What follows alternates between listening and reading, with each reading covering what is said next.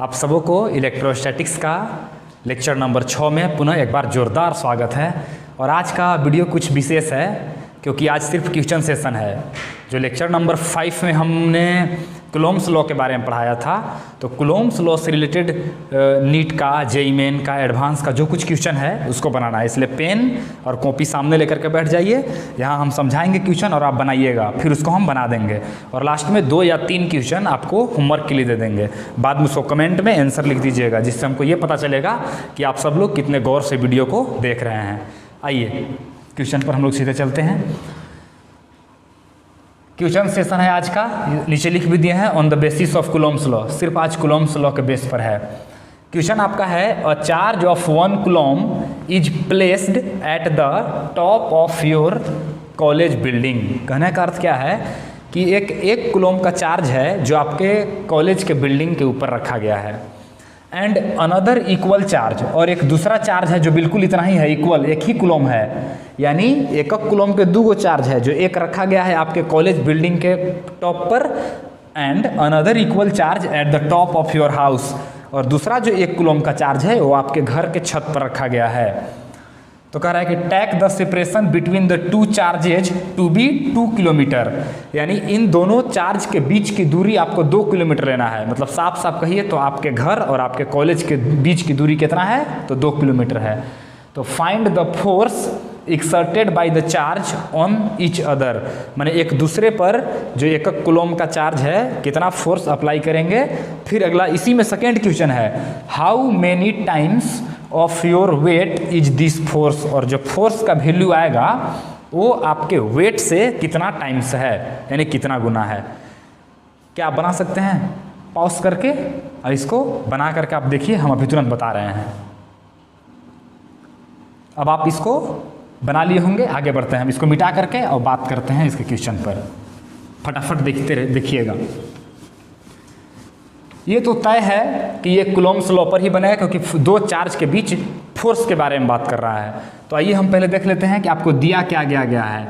तो given solution पहले लिख लेंगे तो बेहतर तरीके से। नोट में ये भी करते चलिएगा आप सिस्टमैटिक। गिवन में क्या दिया गया है, तो Q1 का वैल्यू दिया गया है 1 कूलम्ब, और Q2 का भी वैल्यू 1 कूलम्ब ही है। ये दोनों के बीच का सेपरेशन यानी R है 2 किलोमीटर। इसको पहले हम मीटर में बदल लेते हैं, तो मीटर में हो जाएगा 1000 से गुना करेंगे तो 2000 मीटर। अब हम फोर्स की बात करेंगे सिंपली, तो F = K, बोलो सब लोग फार्मूला बोलते चलिए आप लोग, Q1 Q2 बटा R²।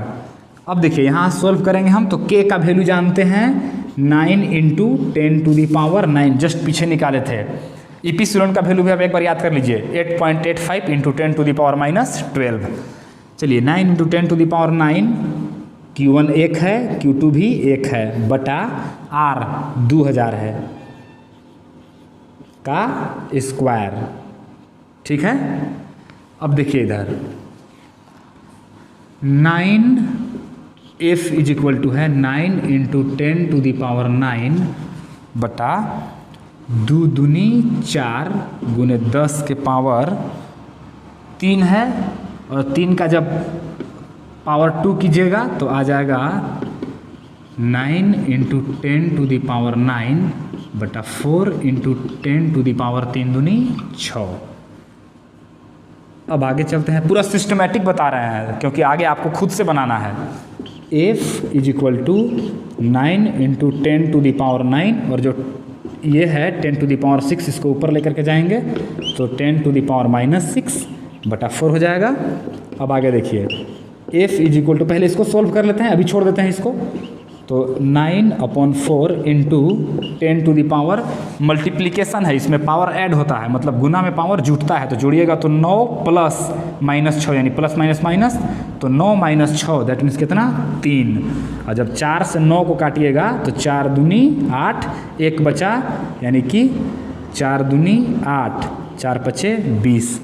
इसलिए आ गया वैल्यू F = 2.25 × 10⁻³ न्यूटन। ये आपका हो गया फर्स्ट का आंसर। अब सेकेंड में कह रहा है कि आपके भार का ये कितना गुना है, तो सपोज कीजिए यहाँ अपने आप को दिमाग लगाना होगा। मान लीजिए कि आपका वजन 10 किलो है, 20 केजी है, 30 केजी है, तो हम आपको मान लेते हैं कि आपका यहाँ वेट 50 केजी है। तो W इज इक्वल टू आपका मास मान लीजिए 50 केजी है, तो 50 ऐसे लिखेगा, चूँकि M is equal to 50 KG, तो आपका वेट न कह रहा है, तो वेट के लिए हो जाएगा, इधर देख लीजिए आप, वेट के लिए हो जाएगा W is equal to mg, that means m है 50, ये आपका वेट है। आप चाहें तो 60 भी ले सकते हैं, 20 भी ले सकते हैं, 30 भी ले सकते हैं, और g का वैल्यू 10 ले लीजिए, ये एक्सेलरेशन ड्यू टू ग्रेविटी है। हो जाएगा आपका 500।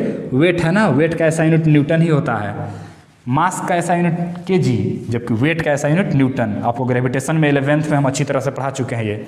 अब कह रहा है कि ये आपका वेट से कितना गुना ही है, तो आप खुद ही देख लीजिए। फोर्स है 2.25, मतलब डायरेक्ट रहने दीजिए, 25 गुने 10 के पावर 3 है, तो 3 लिखिएगा, और दशमलव यहाँ था तो यहाँ से हट करके हो जाएगा 2250 न्यूटन। अब कह रहा है कितना गुना है, तो आप इन दोनों का रिलेशन निकाल सकते हैं ऐसे करके, 2250 बटा 500, एक जीरो से एक जीरो कट जाएगा, 5 दहा 50, 5 चौका 20, यहाँ बचेगा 50, 25 यानी कि 4.5 टाइम्स। बिल्कुल, फर्स्ट में फोर्स पूछा था तो ये फर्स्ट का आंसर हो गया। सेकंड में कहा था कि आपका वेट का कितना गुना है, तो आप निकाल लिए। इस तरह से आपका ये न्यूमेरिकल कंप्लीट हो गया। आप सही बनाए थे, ये आप खुद ही देख लीजिएगा। अब अगला क्वेश्चन देखिए आप। अब आपके सामने सेकेंड क्वेश्चन है, थोड़ा सा आप समझ लीजिए, फिर पॉज करके अपने से बनाइएगा। Estimate the number of electron in 100 gram water. काफ़ी इंटरेस्टिंग क्वेश्चन है। अभी आप केमिस्ट्री में मोल कॉन्सेप्ट पढ़ भी रहे हैं, मोल संकल्पना, और उसी से रिलेटेड देखिए क्वेश्चन है। यहाँ कह रहा है ना कि 100 ग्राम पानी अगर आप लेते हैं ना, तो उसमें इलेक्ट्रॉन की संख्या बताइए। देखिए कितना मज़ेदार क्वेश्चन है। 100 ग्राम पानी लिए, उसमें इलेक्ट्रॉन की संख्या बताइए। और साथ साथ क्या कह रहा है कि how much negative charge in these electron. और अगर उस 100 ग्राम पनिया में से अगर हम इलेक्ट्रॉन को निकाल करके अलग कर दें, तो वह इलेक्ट्रॉन जो एक जगह जमा होगा वो कितना नेगेटिव चार्ज प्रोड्यूस करेगा। ये है, क्या आप बना सकते हैं? वीडियो पॉज करके और अपने से बनाने का प्रयास कीजिएगा।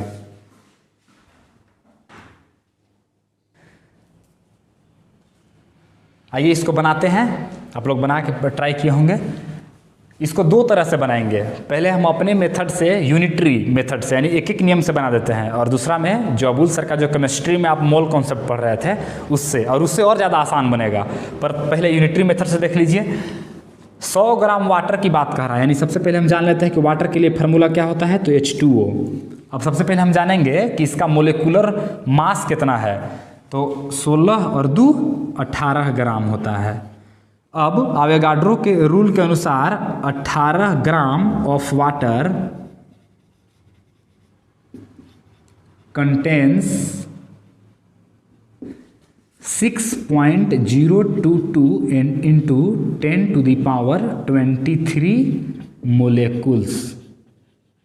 ठीक है, तो पहले हम 100 ग्राम में निकाल दे रहे हैं कि कितना मोलेकुल्स होगा, और उसके बाद हम जान लेंगे कि चूंकि एगो मोलेकुल वाटर के है, ओकरा में 8 2 10 गो इलेक्ट्रॉन है, तो 100 में से निकाल के सीधे 10 से गुना कर देंगे, सीधा आपका आंसर आ जाएगा। तो इसलिए 1 ग्राम हुआ ना, यूनिटरी मेथड, एक एक नियम हो गया ही।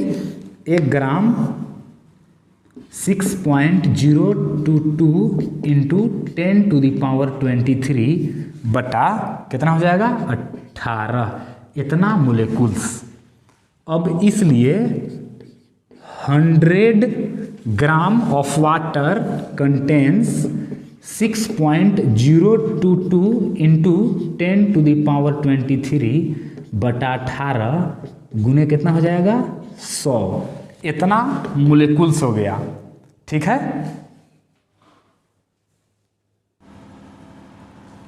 अब यहां तक हो गया। कुल इतना मोलेकुल्स हुआ। अब हम लिखते हैं, जानते हैं कि एक मोलेकुल of H2O contains H2O 8 2 10 electron.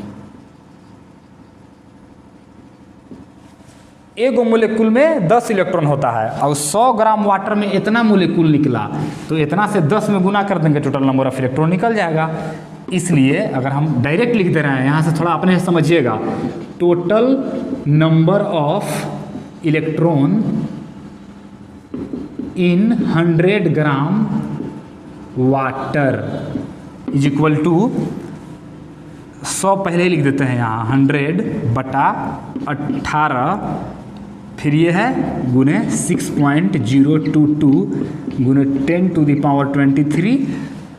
एक मोलेकुल में इतना, तो इतना मोलेकुल में इतना गुने 10 बराबर आ जाएगा 6.022 गुने 10⁻23 गुने 100 और यहाँ 10, यानी कि 1000 करिए देते हैं बटा 18। अब देखिएगा आगे,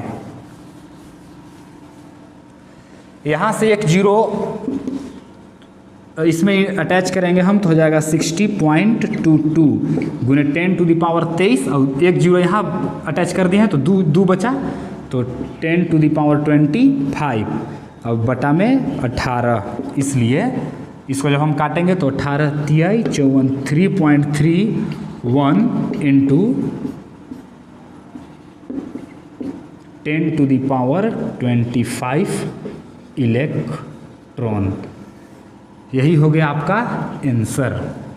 100 ग्राम वाटर में इतना इलेक्ट्रॉन आएगा। बहुत ही मज़ेदार क्वेश्चन है। और इसको दूसरी तरह से हम कहें, जो आपको अबुल सर मोल कॉन्सेप्ट में पढ़ाए थे, उसको भी थोड़ा सा आप देख लीजिए।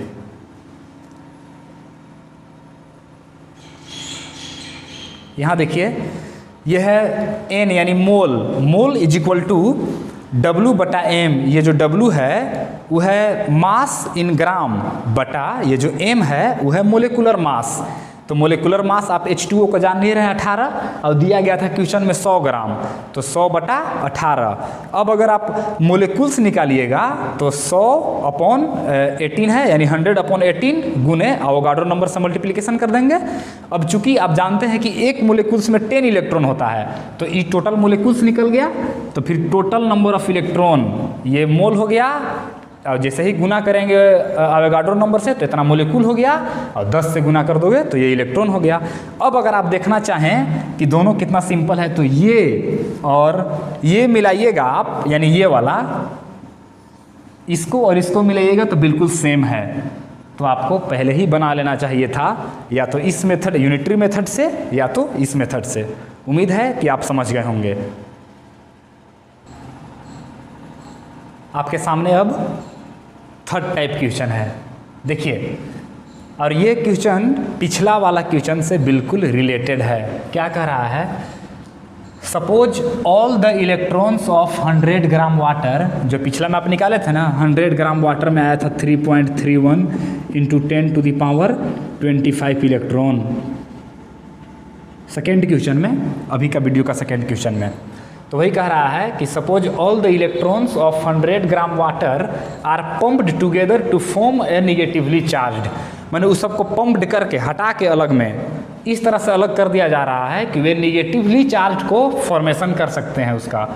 And all the nuclei are pumped together, और जो H2O का यानी वाटर का जो न्यूक्लियस है उन लोग को एक तरफ पम्प्ड करके मैंने हटा करके together to form a positively charge particle, कि ताकि वह एक पॉजिटिवली चार्ज पार्टिकल फॉर्म करे।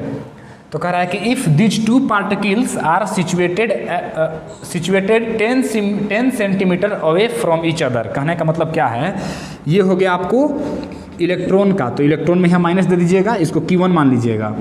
फिर कह रहा है कि Q2, तो जितना इलेक्ट्रॉन होगा उतना ही तो प्रोटॉन होगा उसमें। तो यानी कि उसमें अगर न्यूक्लियस का चार्ज की बात करें हम, तो हो जाएगा +3.31 इंटू 10⁻25, एगो प्लस में एक माइनस में। तो यहाँ अट्रैक्शन होगा या रिपल्सन? तो अट्रैक्शन होगा, क्योंकि अनलाइक चार्ज है। तो वही कह रहा है ना। और ये एक दूसरे से कितना दूर पर है? 10 सेंटीमीटर पर। पहले इसको मीटर में बदल लीजिएगा, ध्यान रखिएगा इस बात को। अवे फ्रॉम ईच अदर, मैंने एक दूसरे से ये दोनों 10 सेंटीमीटर के दूर पर हैं। तो कह रहा है कि find the force of attraction between them. तो ये दोनों के बीच का, यानी वाटर के न्यूक्लियस का और सारे इलेक्ट्रॉन को अलग कर दिए हैं, तो इन दोनों के बीच का कितना अट्रैक्शन का फोर्स लगेगा, यही आपको निकालना है। तो आप निकाल सकते हैं ये तीनों के हेल्प से कूलॉम्स लॉ का इस्तेमाल करके। Q1 Q2 बटा आर स्क्वायर, जहाँ K का वैल्यू होता है 9 × 10⁹ इसको बना करके आप और कमेंट बॉक्स में नीचे निश्चित रूप से कमेंट कीजिएगा, ठीक है। अब अगला क्वेश्चन देखिए, इस लेक्चर का अब लास्ट क्वेश्चन है। 2 क्वेश्चन बताए थे और 2 क्वेश्चन समझा दे रहे हैं।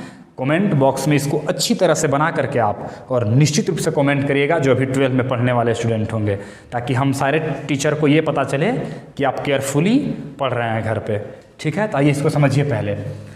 एट व्हाट सेपरेशन शुड 2 यहाँ थोड़ा ये वाला होगा, 2 equal charges 1 coulomb each be placed so that the force between them equals the weight of a 50 kg person। कहने का अर्थ क्या है, थोड़ा सा अंडरस्टैंडिंग आपको हम दे दे रहे हैं। कह रहा है ना कि एक कूलॉम के जो 2 चार्ज हैं, एक कूलॉम के ये है और एक कूलॉम के ये है, इन दोनों चार्ज को हम कितना सेपरेशन पर रखें, माने कितना दूरी पर रखें कि इन दोनों के बीच लगने वाला जो फोर्स का वैल्यू हो वो 50 kg मास के आदमी का जो वेट होता है उसके बराबर हो। कहने का मतलब क्या है, तो जो फोर्स है वो दे दिया है और Q1 Q2 भी दे दिया है, दोनों ईच ऑफ इक्वल है ना, 2 इक्वल, तो 1 कूलॉम। अब F जानते हैं क्या दिया है, 50 kg पर्सन का वेट, तो वेट बराबर आप जानते हैं mg, यानी m दे दिया है 50 और g मान लीजिएगा आप 10, तो कितना हो जाएगा 500 न्यूटन। F दे दिया, Q1 दे दिया, Q2 दे दिया। अब इन दोनों चार्ज के बीच का separation, that means R = what, ये निकालना है। इस फार्मूला का इस्तेमाल कर देंगे, वही F = K Q1 Q2 बटा आर स्क्वायर यहाँ आ जाएगा, F यहाँ चला जाएगा, यानी अगर हम R का वैल्यू डायरेक्ट कहें तो AF का अंडर रूट, क्योंकि आर स्क्वायर होता है ना, तो स्क्वायर हट के रूट चढ़ जाएगा। बाकी आप निकाल लीजिएगा, जो आपका आएगा वही आपका आंसर हो जाएगा। ध्यान रहे, बार बार हम कहते चल रहे हैं, कमेंट बॉक्स में इसको जरूर कमेंट करें। आज के लिए बस इतना ही। आप सबों को एक बार ढेर सारी शुभकामनाएं। थैंक्स।